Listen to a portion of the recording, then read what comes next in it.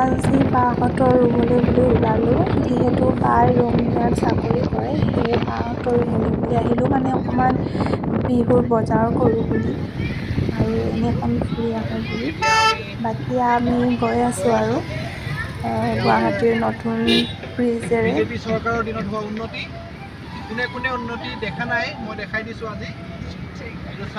তাৰপৰা নতুন ব্ৰিজখন যে কুমাৰ ভাস্কৰ বৰ্মা সেতু, তাতে আহি অলপ ৰখি ফটো চটো উঠিলোঁ। বাকী আপোনালোকে আহিলেনে নাই জনাবচোন দেই।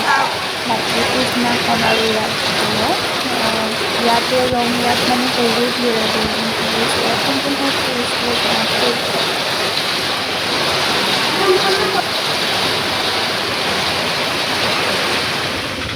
বাকী আৰু সন্ধিয়া সময়ত অলপ ওলাই গ'লোঁ, বিহুৰ বজাৰ অলপ কৰোঁ বুলি।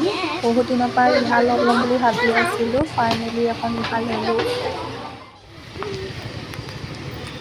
এয়া আমি বাকী ৰঙিয়া চাই টাউনত থাকিব আৰু।